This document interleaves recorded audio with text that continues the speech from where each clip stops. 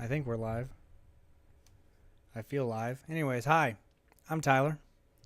Welcome to Lost in the Cinema, a new podcast that I'm launching on this channel every Wednesday at 8 o'clock, where I'll be discussing, and also this is a lone podcast with just myself, where I'll be discussing different films. We'll talk about different aspects of film.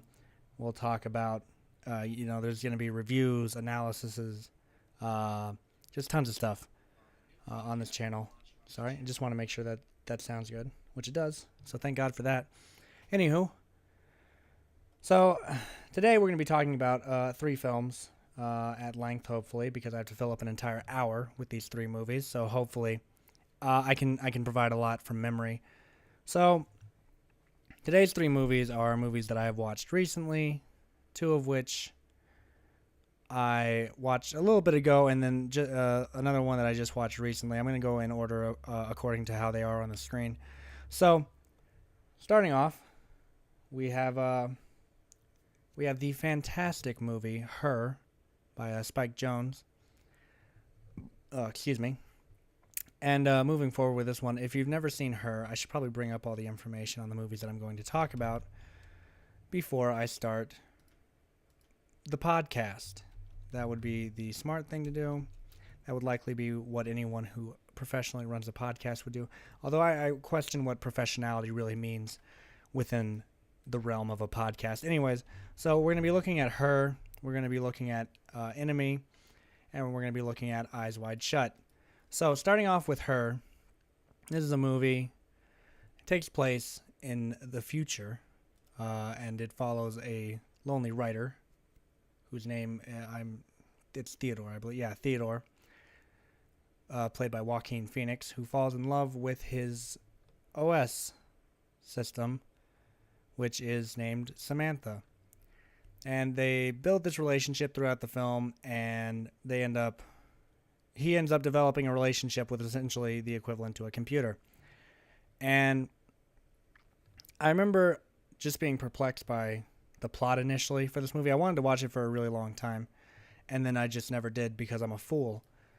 But I did sit down with my girlfriend, and this was my idea, obviously. We sat down and we watched this movie, and I gotta say, I was more than a little bit impressed. How long you've been streaming? We just started, man. We've been streaming for 2 minutes now. You've missed nothing. Don't even worry. We just got started. I just explained what the podcast is about, and we're just now getting into the first movie, which is Her. And as I was saying, it's a very odd little entity, for sure. It's kind of off-putting at first. Some of the stuff, but they do spend a bit of time, sort of setting up the world and establishing what kind of future this takes place in. And what I really like about the world in this movie is that it's sort of it's futuristic enough that I'm like, okay, this isn't present day, obviously, but it also has enough remnants from present day for me to think to myself that this is a society that this is a world that could happen in the near future. And I just really like the aesthetic of this film. I really enjoy the whole look of it. I really like how it's shot. The set design in this movie is fantastic. If you don't care about the story, at least come for the visuals, because there are plenty of visuals to gawk at throughout this movie. It's great. It's wonderful. Lots of good performances put in here, especially by Joaquin Phoenix, because he has to act most of the time to paramount to nothing, essentially. Because he spends most of his time talking with Samantha, who is this disembodied voice that we hear throughout the movie, played by Scarlett Johansson. And it's just really, I don't know, sort of, it's just impressive to sort of watch him have to play to nothing, which we're going to talk more about that when we get into the next movie as well. But Joaquin Phoenix, extremely impressive here, very enjoyable to watch. Also, Chris Pratt has a very small appearance in this movie too. And I almost didn't recognize him when he first came on screen, but I looked it up. It's very much Chris Pratt. So what I really like about this movie is sort of how it covers these different areas of, and by the way, this episode will have spoilers in it. I'll announce that as I start each movie so that someone new coming in isn't going to get spoiled right away. So if you're trying to avoid spoilers for any of the movies that I'm talking about, feel free to leave or just mute me for a while until you feel I've probably stopped talking about it. Um, what I find really interesting is the themes that they cover throughout this movie, because I do see themes of sort of there's they really cover lonely. We're talking about Her right now. It's the one on the far left. We're going to start from the left and make our way to the right. But they talk about, first off, I really like how they convey this sort of world where OSs are this totally new thing, and people getting into relationships with these OSs is becoming a new thing as well. And Joaquin Phoenix sort of gets chastised at one point in the movie for falling in love with this computer. And so that I don't want any spoilers. See you on Friday. Sure thing, Peacemaker. I'll see you then. So the main thing that you got to think about here when watching this movie is it covers love and sort of like the concept of that, and how love can be strange, love can be weird. It's an odd thing occasionally. I went into a lot more depth regarding a lot of the themes that they go into on my blog, which I'm going to open up now so that I can just kind of read off of my own post to make sure that I'm remaining true to my original opinion. So, moving forward, yeah, I just really enjoy, and the way that they establish relationships, I almost feel like is presented in a way that is almost too real to me in a way, because there is this one part in the movie where Joaquin Phoenix goes to visit two of his friends who are in a relationship. I think they're married. I could be wrong in saying that though. And he goes over and he talks to them, and you see, you think that their relationship's pretty fine. They're a little bit rocky because they seem like they're kind of opposites of each other, but it seems like they're fine as partners. But then later on in the movie, he goes back to that same apartment to find out that they broke up over something really minuscule, most would think. But it's just sort of the it's really interesting to me how I feel like that happens a lot in the the real world as well, because people do often pretend like their relationship is fine to other people. So when they do break up, it is quite a shock to the outsiders looking in, sort of thing.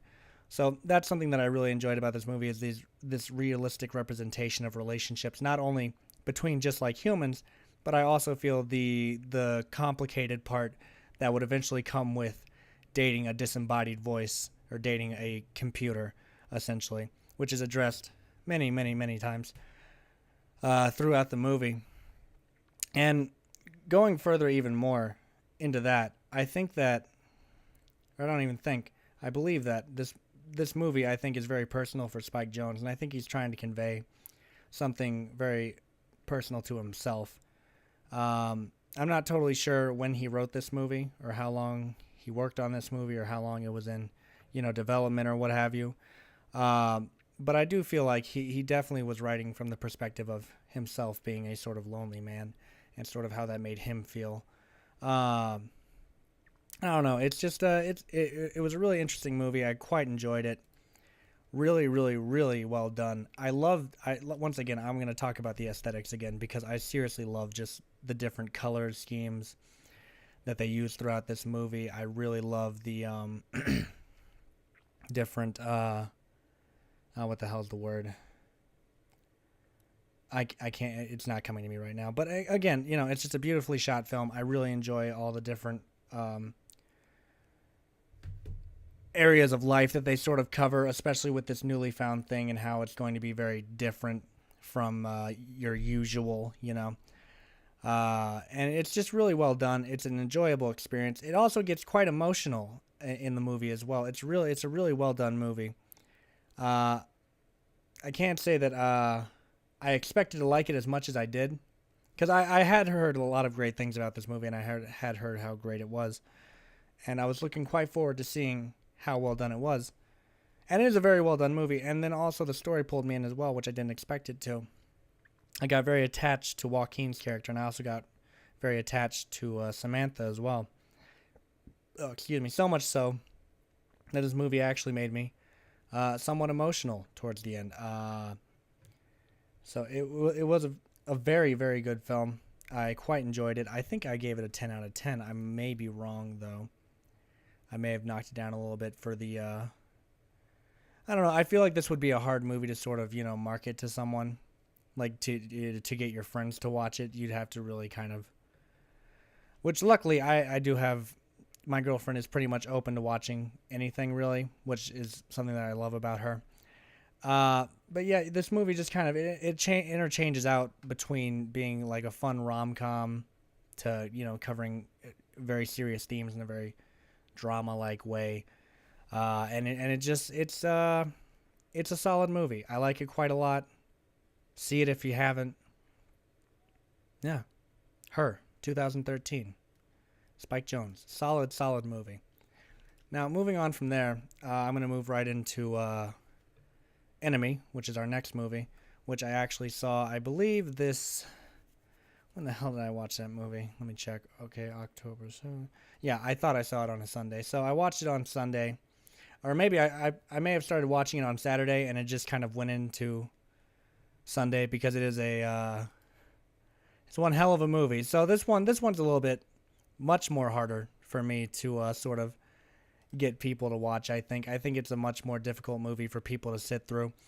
Here's the thing about Enemy. The storyline involves this man whose name was Adam Bell, and Adam Bell is a history teacher. He has an average day job. He's doing his thing, living his life, and one of his coworkers, I believe, recommends to him that he should see, a movie, check out some movies. They're a good way to pass the time. I agree wholeheartedly. I love watching movies. So Adam Bell takes this advice, and he goes home and he watches a movie. And while he's watching the movie, he notices an extra who looks exactly like him. And so he looks more into detail, and he looks up the guy, and he looks up the movies he's in, and the more he watches it, the more he finds the guy's exactly like he is. They sound the same, they look the same, this, that, and the other.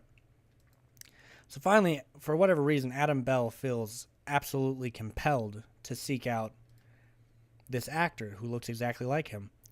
And so he seeks out Anthony St. Clair, who is the actor. Now keep in mind, both of these characters are played by Jake Gyllenhaal. So you have Adam, played by Jake Gyllenhaal, and Anthony, played by Jake Gyllenhaal. So it's Jake Gyllenhaal playing to Jake Gyllenhaal, which is great. It's a fun watch. Anyways, moving forward more. Stylistically, this movie has a very sort of bleak look to it, I feel. It has a weird like gold filter going on for most of it. And it just looks like a very the world looks very doomed in a way, which I think is what was being conveyed. There's also several scenes where spiders are shown for obvious, symbolic reasons. And moving more forward, I normally get quite annoyed in a film when I feel like they're choosing to let the movie, or not the movie, choosing to let the music carry the movie. So in a scene that's been going on for like 5 or 6, 7 minutes, however long, and it's just been music playing the entire time, I do get kind of annoyed with that. And that's not to say that it makes a movie bad or anything. It's just stylistically something that I don't really enjoy. They started doing it in the 1944 film Laura, which I watched the other day. And there was this whole scene where this guy was going through this investigative process, and there was this. It's a noir film, so it had a strong noir soundtrack playing in the background while he had this going on. And I actually found myself getting kind of bored because I felt like he wasn't making any progress. I felt like the music was just kind of boring me. And so in that film, I feel like it didn't really work as well. However, here in Enemy, also in 2013, I feel that it works much better here. There's something that's more effective. The music is very punchy, I feel. The music is very, like, in your face. I feel like it's just more engaging, I guess, in a way, is probably a way that I would put it. I'm just throwing guesses out here. But I think that the music's much more engaging in Enemy because, number one, lots of stuff is happening throughout this movie. You do get a tense feeling. It starts to really feel like a thriller, about halfway through. Because for the first half, you're just trying to figure out what the hell is going on. And then when you finally do figure out what the hell is going on, you want to figure out what the hell is going to happen next from here. Jake Gyllenhaal, he does a really, really, really fantastic job playing to himself for a lot of scenes, because there are a lot of scenes between Anthony and Adam, and so of course it's just Jake Gyllenhaal playing to himself, which I feel is definitely an accomplishment for an actor when it's done well, because there's no one actually there for him to act to, as far as I know. From what I read, actually, I read that I read that Jake Gyllenhaal actually had to act to a tennis ball on a stick for most of his scenes in Enemy. So it's so well done on a technical level. I'm just so impressed by how this movie looks. The cinematography is phenomenal in this movie.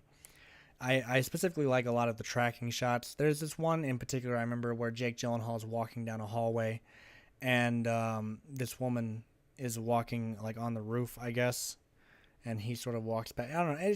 The whole movie looks great, despite how like bleak and desolate they want it to look. It is a very good-looking movie to me, at least.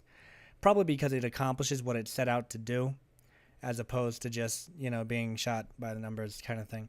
It is based off of a book, from what I am to gather. Now, this is a movie that I feel that you're meant to take away. You're meant to think about it afterwards. You're not meant to just sit down, watch it, go through it, and then be like, okay, I can go home now. I don't feel like any of these movies are particularly movies that you're not supposed to think about after you watch it. You have movies where stuff just happens, and then it's over. Like you have, I don't know, As Above, So Below, for example, I watched a little while ago. It was fun. I enjoyed watching it. I had a good time. It didn't break any new ground with me, but it was fine. Whatever. And so moving forward with Enemy, though, once, like I was saying, great performance, great this, great that. I really love the story here. I was perplexed the entire time by what was happening. Because like I said, even though, you've got your great performances, the movie looks great, what it really comes down to at the end of the day, for me, I can like a movie aesthetically. I can like the performances, but what I really need to be engaged with is the story whenever I'm watching a movie. And so, watching Enemy, I really felt like I was engrossed in this movie when I was watching it. It's one of the better movies I've seen this year, for sure. Granted, this came out in 2013, and I have watched a shit ton of movies this year. But I really enjoyed Enemy. I think that, like I said, story-wise, it engaged me so much because I was so interested in what was going to happen next, which I think is a necessity when it comes to a thriller. And it's really interesting because not a whole lot of action happens, not a whole lot of physical action happens in this movie. There's not a whole lot visually going on, but you are in this very tense state, and you do want to know what is going to happen next, and this, that, and the other.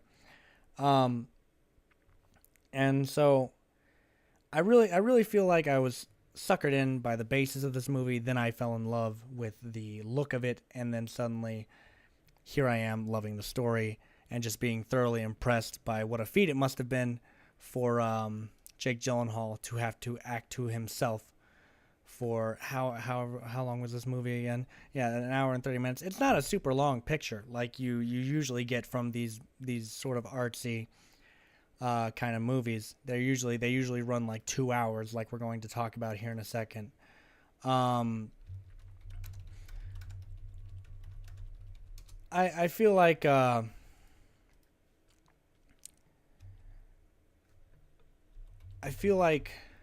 what am I trying to say here?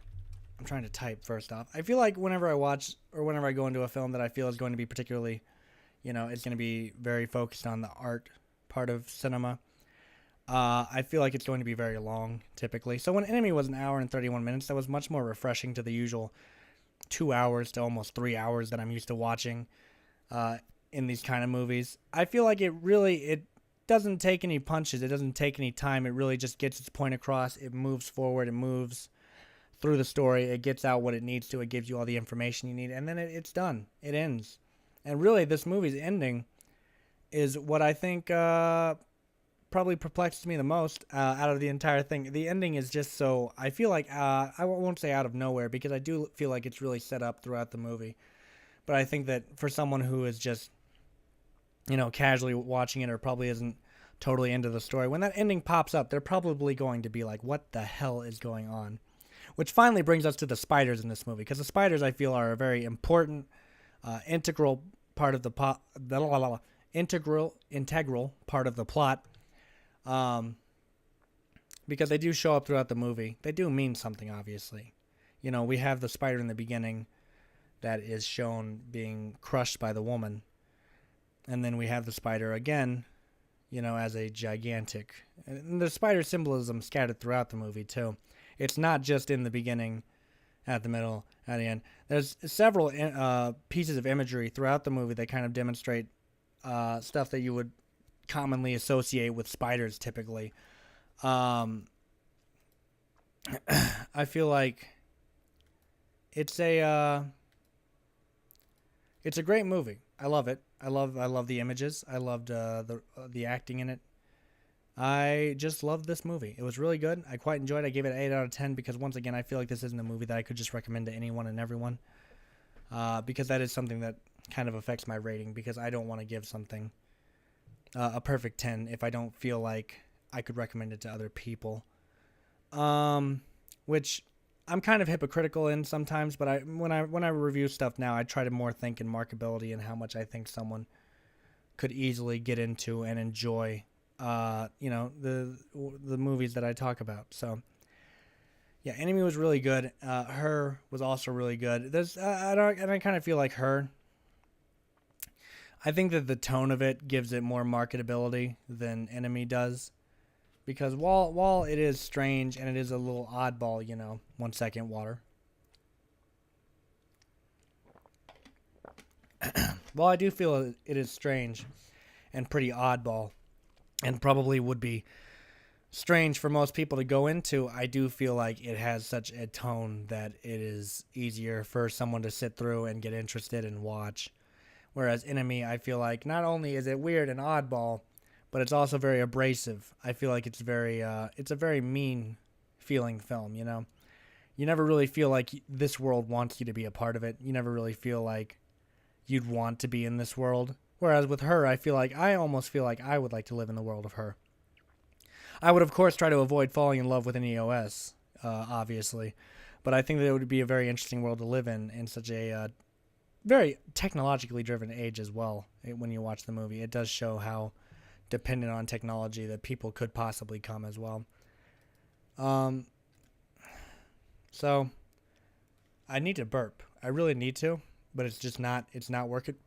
Oh, excuse me. There we go. Thank you, God. So, moving forward from Enemy, I'm taking another drink. I got a little bit of phlegm up in my throat. Give me 1 second, please.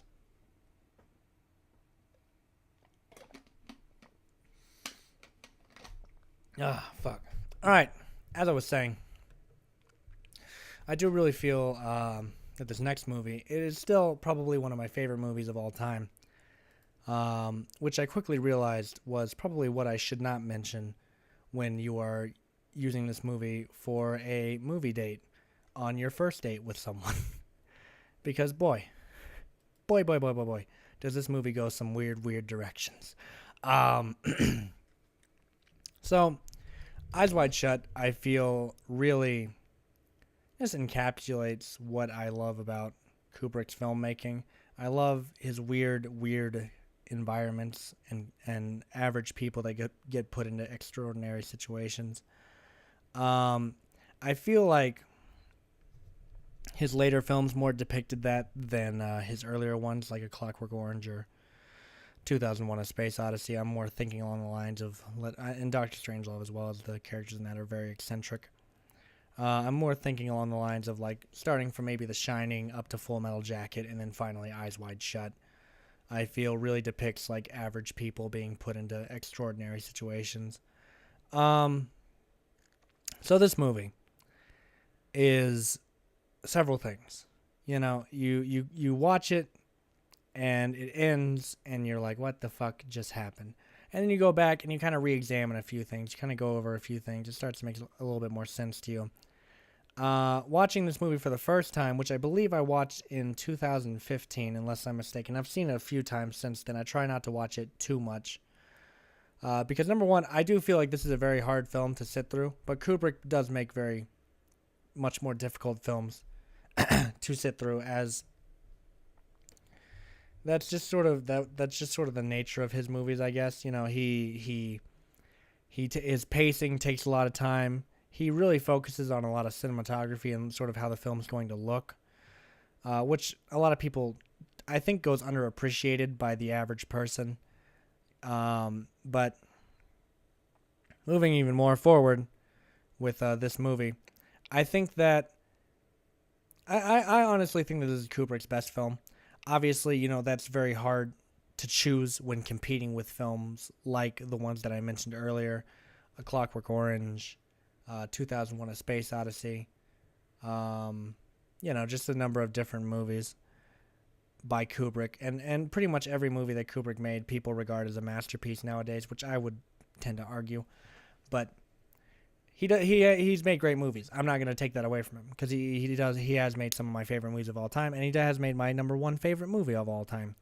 But I feel like this is the movie that rises above all the rest, just because I feel like, again, you know, I like the sort of it has a very dreamlike style to it. It has this very dreamy look with all the bright lights and all the bright colors and the sort of just like haze that you're walking through when you're going through this movie. And you almost feel like, you know, you're not watching a movie. It is a dream that you're experiencing because of this weird, hazy, sort of strange environment that you're being put in. And moving even more forward with this movie, I don't feel like the performances in this movie are all that fantastic. I don't feel like Tom Cruise was given a lot to do.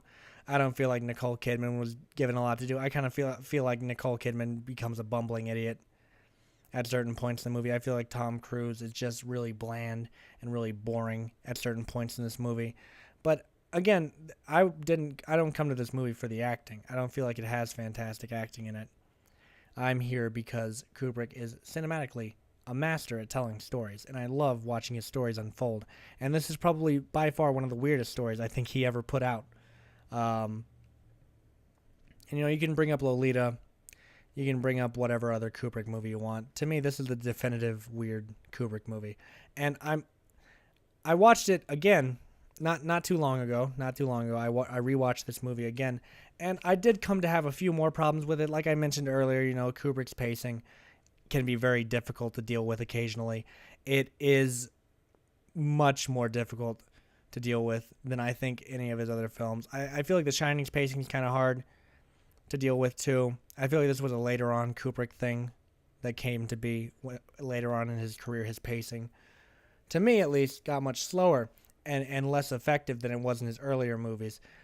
For example, the pacing in 2001: A Space Odyssey, it's very slow. It's incredibly slow. It's 25 minutes before we even get our first hint of dialogue, which is fine if it's done with expertise, which it usually is by Kubrick. But here, I just feel like there's a lot of parts where it just runs for too long. It's just, I do like the sort of flow, the flow of the storytelling in this movie, because it flows in the way that we're seeing everything happen as it happens, you know. And I do take quite an interest in Tom Cruise and Nicole Kidman's character. Specifically, I take more of an interest in their relationship, because I really have to ask myself if they love each other. And I've gotten a couple different answers to that question. You know, I've had people say, no, of course they don't love each other. Obviously not. How could two people who love each other go through, you know, have these horrible thoughts about each other and harbor such horrible feelings towards each other? And then I have the other side of the conversation where they're sort of like, I think that they love each other, but this is just sort of a tough time for them, and they're having, you know, a hard time with their relationship, a hard time figuring out what each of them wants, and just kind of having an overall hard time trusting each other. And, you know, sure, you know, whatever you want to think, I'm not really set in my ways on that one, because who am I to determine whether a couple loves each other? I can only determine whether I love my partner and my partner loves me, as I believe she does, you know.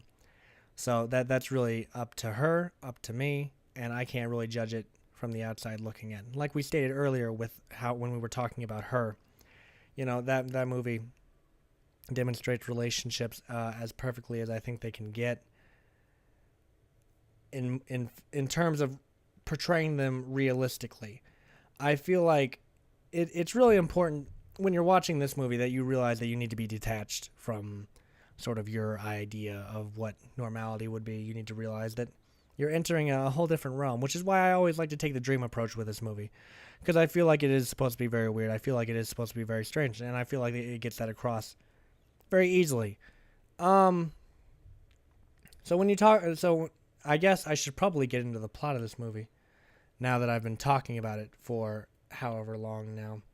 So the whole, how the hell do you explain the plot? So basically, Tom Cruise and Nicole Kidman play husband and wife. Tom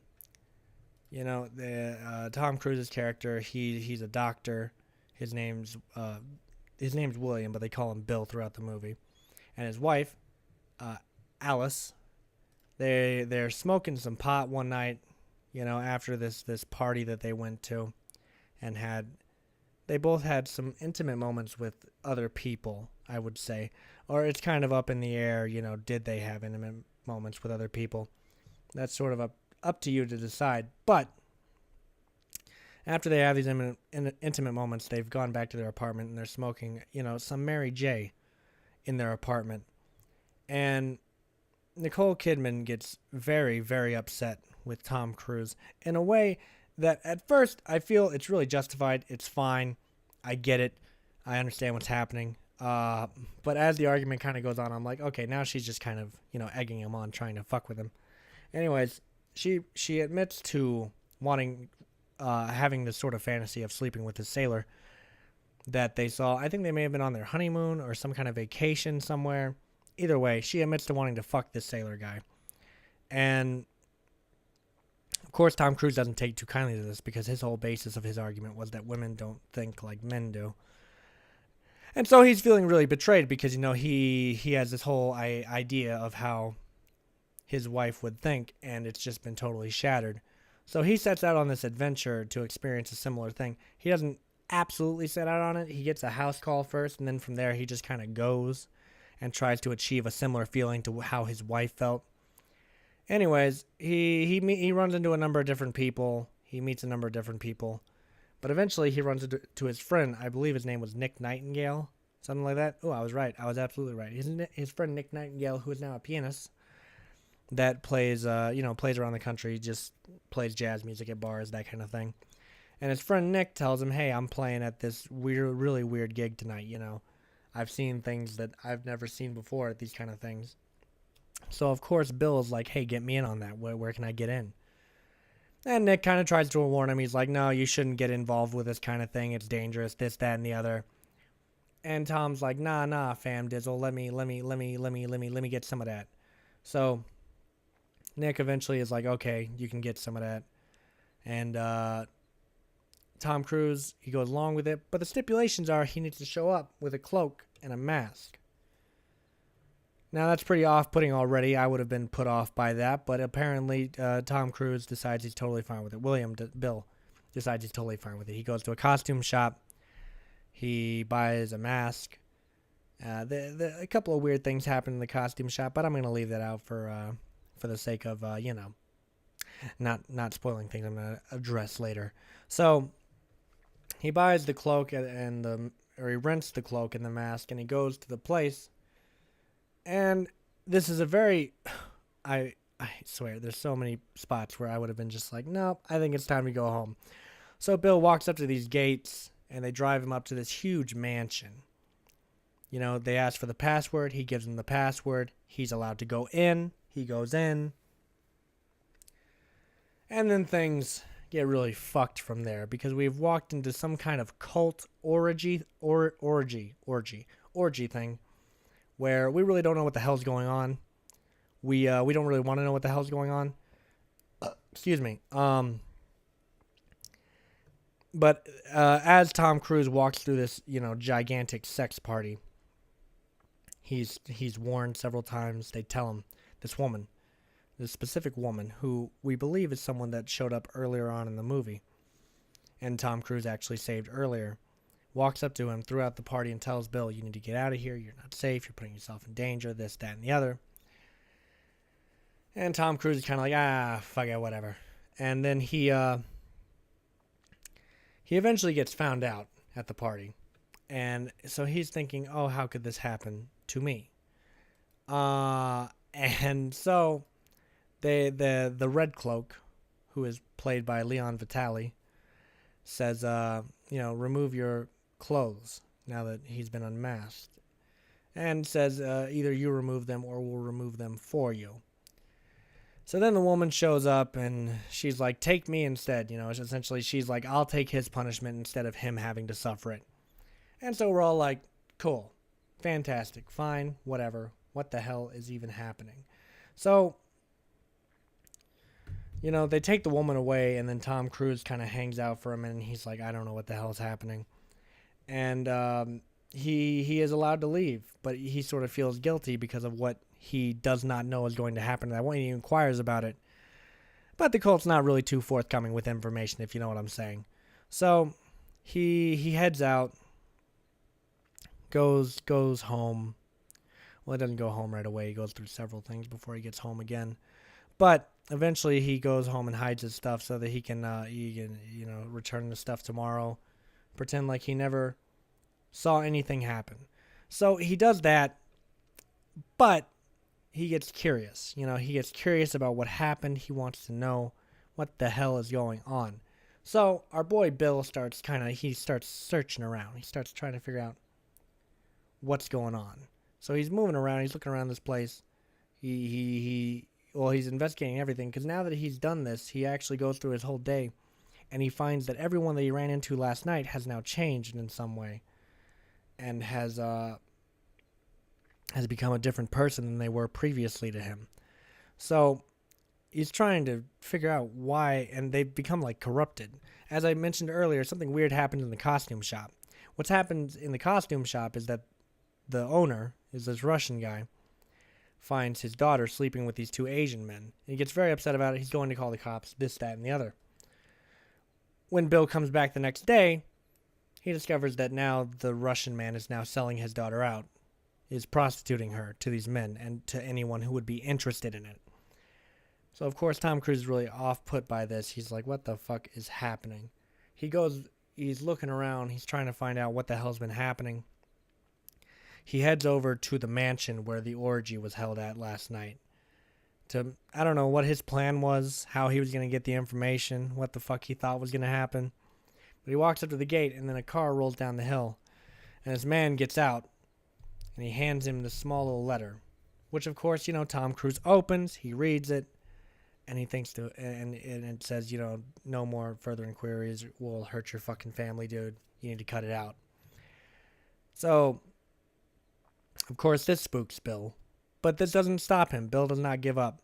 Bill especially doesn't give up after he discovers that the model that he saved earlier that week, who we believe to be the woman at the party, is dead from an apparent overdose. He goes to the hospital, checks out her body, is shocked by the whole thing.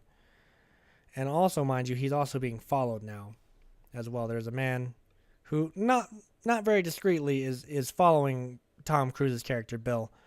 For whatever reason, this guy just stares directly at him and follows him around. I'm not sure if he wasn't supposed to be discreet, or if he was supposed to be discreet, or what have you. But anyways, we find out later on who sent him.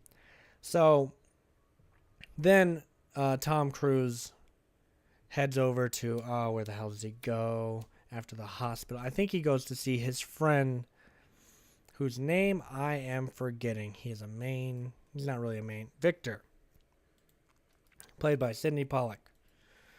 So Victor, who we've seen throughout the movie, he's been in the movie several times, and Sidney Pollack's dead, for those of you who are curious and are looking forward to the next Sidney Pollack picture. It's not coming. So he goes over to Victor's house and has this whole conversation with Victor, where Victor's really vague the whole time. Tries to tell Tom the whole thing was made up. They just made these threats so that Tom wouldn't tell anybody. The whole thing was a charade. Victor had the guy follow Bill around. But also, turns out that Bill's piano-playing friend Nick got into a bit of a scuffle. He got beat up a little bit by a couple of guys, according to what a hotel clerk tells him. So he brings this to Victor, and Victor's like, yeah, he got roughed up for, you know, talking about what he shouldn't have been talking about. So, moving even further forward with that, the thing that it really comes down, I really have to explain the plot to this movie because I talk about it a lot whenever it comes down to talking about why I like this movie. Because what I really like about this movie is the ambiguity of everything that happens in the movie. There's so much stuff that just isn't directly answered. There's stuff that isn't answered at all. There's just so much to think about. I remember the first time I watched this movie, it blew my mind. I was shocked at how much we were not ever given. There was no real resolution. There's not even a real resolution to the actual movie. For those of you who have seen the end of this movie, you know what I'm talking about, because the way that it ends so suddenly and abruptly just leaves you empty. Like you didn't get a resolution, like you didn't get really anything from the movie. You leave with more questions than you came in with originally. So I love the ambiguity of it. Again, Kubrick's cinematography, his camera work, just, fantastic as always. I love all the tracking shots in this movie. I point it out every time a tracking shot happened. I love them. Yeah. Thank you, Tanner. So I really love all the tracking shots throughout this movie. And again, I just love the set design. And there's so much history to this movie that you can find out, too. It holds a record for the longest film shoot with 400 days. There's so much behind-the-scenes stuff that I've discovered, like one of the newspapers. There's so many cameos in this movie. There's so much stuff, hidden in the set that was built for this movie. There's just so much stuff to be seen in this movie. There's so much that you can find out about it. I just really love the mystery of it all. I love showing it to people who I feel might enjoy it. Because once again, this is not a movie that I think everyone can just sit down and watch. Because like I said, it's slow, it's long, there's a lot to it. It doesn't really give you everything. It's just and to me, it's an experience more than anything. When I watch it now, now that I know it really well, I sort of go into it thinking I'm not going to get a resolution out of this, but I am going to enjoy the experience of what's going to happen. It's similar to the vein of No Country for Old Men, the Coen Brothers movie, for anyone who's seen that. I do really feel that, you don't get a real resolution with that movie. It just kind of ends. It's similar to how Eyes Wide Shut does. And I think that's something that really attracts me to movies. I think Enemy does the same thing as well, and the more I think about it, because of the way that it just kind of ends without a real resolution and just kind of leaves you with more questions than answers. It's solid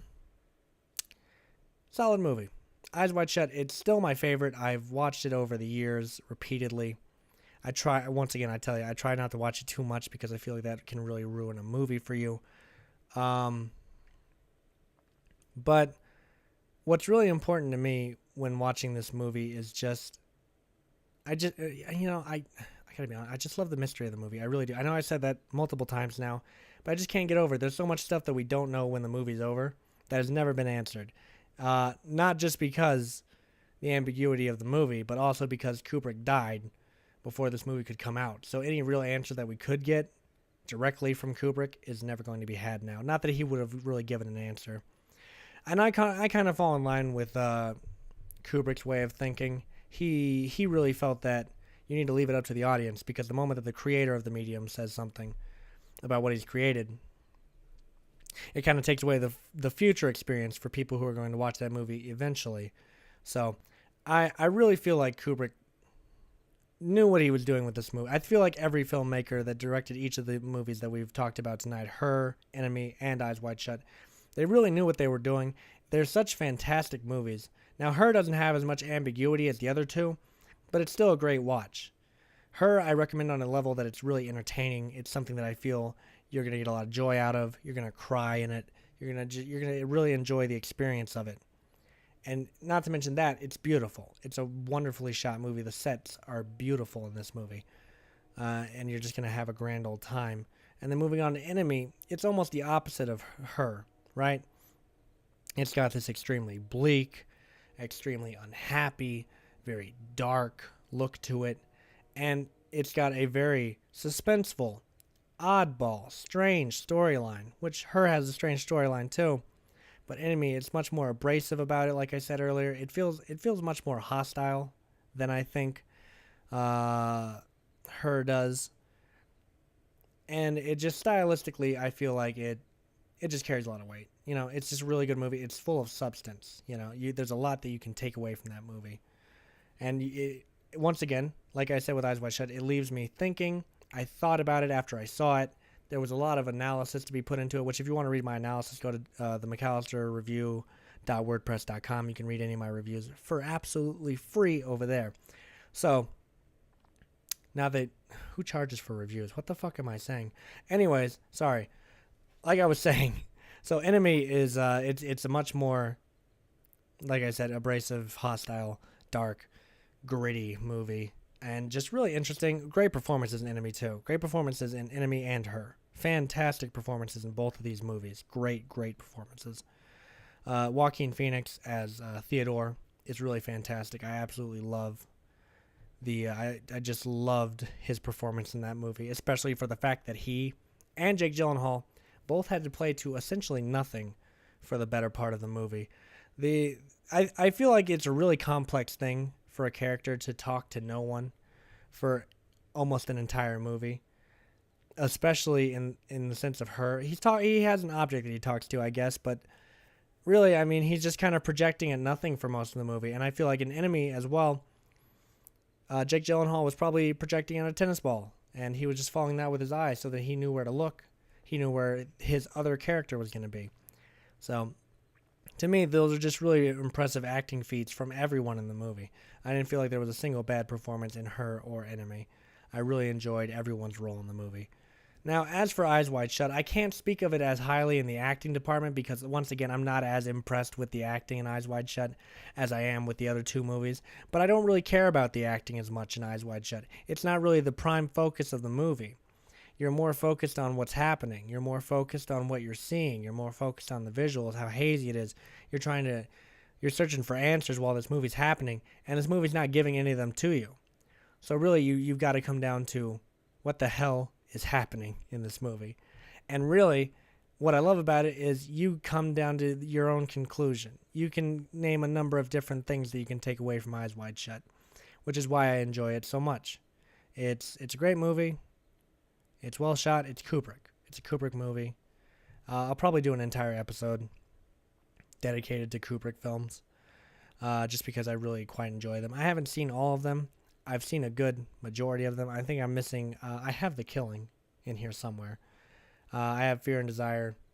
I have not seen those two. I've seen Eyes Wide Shut, Full Metal Jacket, The Shining, 2001: A Space Odyssey, A Clockwork Orange, Doctor Strangelove, Lolita, and so on. Kubrick didn't have a whole lot of films to begin with, so once again, I liked all of these movies. I really enjoyed all of them, and I hope that by some means you'll take my recommendation to go watch at least one of these movies. I do recommend each of them. I don't think that Enemy and Eyes Wide Shut are absolutely for everyone, but I think that they're definitely worth seeing. So if you want to check that out, do it, Just go out there and do it, man.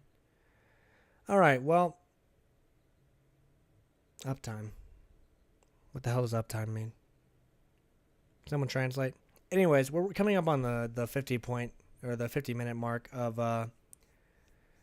this podcast. So I'm gonna take this time. Actually, I want to take the last 10 minutes of this podcast to answer any questions that you guys might have for me personally, or any questions you might have about the movies, or any questions that you may have regarding just anything. I'll just take this portion. I'll sort of turn the last 10 minutes of this podcast into a Q&A session where we can just kind of talk about whatever you guys want to talk about. So I'm just going to talk at length until I get some answers, because I hate whenever I'm watching a podcast or a live stream or anything and the person's waiting for a response from the chat and they wait for a really long time, So I'm just kind of, pulling time, hoping for a question to come through regarding any of the movies or regarding, something.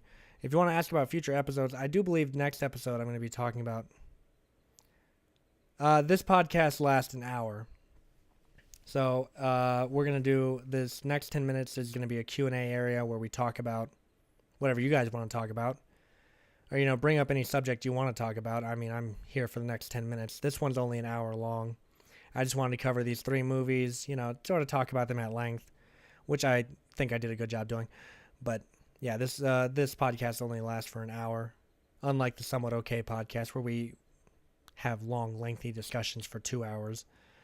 And this one will be every Wednesday as well. So Monday, Somewhat Okay podcast. Tuesday, Lost in the Cinema podcast. So, yeah. Wow. That went by quicker than I expected it to. I'm actually feeling pretty good. I think this was a good podcast. I really quite. It's. I thought I was gonna be lonely in here. Sort of not really having anyone to talk to per se. Next time, I think I'm gonna cut off spoilers instead of talking about the movies with spoilers. I'm just gonna try to talk. But the problem with that, I feel, is I don't have enough substance for an entire hour-long podcast. I may have to shorten it, which I don't really want to do. I want to do at least an hour each time I do these. But yeah, this is Lost in the Cinema. I think next episode we're probably going to be discussing like influences and style. You know what? As a matter of fact, if anything, put in the little chat box down there what you would like to have discussed in the next episode of Lost in the Cinema. And I'll come here and I'll take your recommendations and I'll talk about some stuff. Hopefully I know about what we're talking about. Hopefully I know about what you recommend. And if I don't, I'll seek it out and I'll go see it. But yeah. So we're at the Q&A area of the podcast. And if no Q&As come in, there's going to be a really awkward section for the rest of the podcast because it's just going to be me talking at length, waiting for questions to come in. So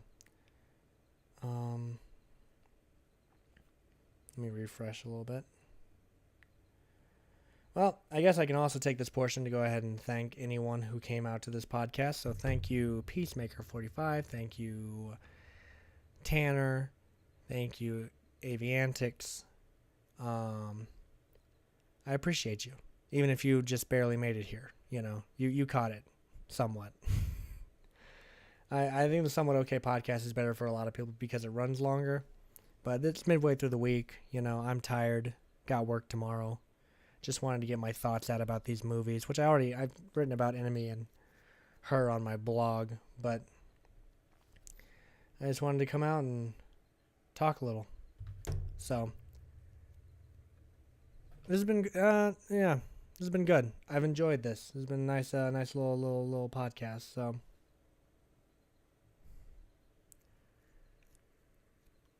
But yeah, we talked about Her. We talked about Enemy. We talked about Eyes Wide Shut. And I don't think we talked about anything beyond that. So, damn. How about it, boys? 7 more minutes. 7 more minutes of me just kind of chilling here and hoping someone's going to say something. Which, if you don't, it's fine. I'm not going to force you to say anything. I'm just opening. I want to get more audience interaction, because I feel like in the Somewhat Okay podcast, I try my best to integrate everyone into it. But, 3 people talking all at the same time, it's kind of hard to acknowledge the audience every time someone speaks. So with this one, I feel like I have a much more direct route to you guys. And I just have, it's easier to talk to you guys in this format as opposed to having Tim and Brian here. Or Brian, whatever you guys want to call him. I don't really... That shit was hilarious, though. I did quite enjoy how everyone was calling him Brian last podcast. That was pretty funny. So... yeah. I think we may end early because it seems like we have lost an audience. Thank you, everyone, for coming out. I want to thank everyone who came to watch the podcast. I just want to go ahead and say... that I really enjoyed this. This is the first episode of Lost in the Cinema. Leave me recommendations, shoot me messages, hit me on Twitter, here on Twitch. You can Instagram. You can pretty much reach me anywhere. Just give me a recommendation for what movies you'd like to see me cover, topics you would like to see me cover regarding film and that kind of thing. So, thank you so much to everyone who came out. I hope you enjoyed this podcast. And we're just gonna kind of hang for the next 5 minutes in case anything rolls into the chat. So let's hang out. I'm trying to figure out what I want to watch tonight, actually, because I do have a movie date with my girlfriend. So we're trying to figure out. I'm trying to figure out what we're gonna watch tonight, and it has to be on Netflix. So it kind of revolves around that, you know. I do have an entire watch list of movies with fucking over 300 goddamn movies for us to watch. I'm thinking about maybe Touch of Evil tonight. I might watch Righteous Kill. I'm not totally sure yet. Does anyone know if Righteous Kill is good? Because I've heard some not so good things about it, but I do want to see it because Robert De Niro and Al Pacino play some criminal motherfuckers in that movie from what I've gathered. And of course, Touch of Evil, you know, Orson Welles. I want to check that out. Also, Janet Leigh is in it as well. So I want to check that out. I'm trying to figure out what else is on Netflix is the main problem. Because that's where we watch all of our movies together. Yeah. I think I might go with Touch of Evil though. I'm feeling like a little bit of a classic film night, you know? I think we might watch Touch of Evil. I've heard it's real good. Orson Welles is always good. I always enjoy watching him do stuff. So we're gonna figure it out. Has anyone in here seen Touch of Evil, perchance, at all? I've only seen clips of it. I've seen Orson Welles speak about it in interviews, but I've never actually seen the actual movie. So I'm kind of chilling, waiting to watch that. It seems like something I'll be interested in. Of course, you know, it's a film noir, so I'm automatically interested in that. I love film noir movies. I am damn sure looking forward to it. Well, anyways, I'm going to finish this up. This has been Lost in the Cinema. Thank you so much for coming out. I greatly appreciate everyone who came out and watched this. I know I've said that multiple times, but I am very grateful for people who watch these podcasts all the way through. Thank you so much. I'll be back next week on Wednesday with even more stuff to discuss, to talk about, new movies to talk about, so on and so forth. All right, thank you guys, and I'll see you next week. Bye-bye.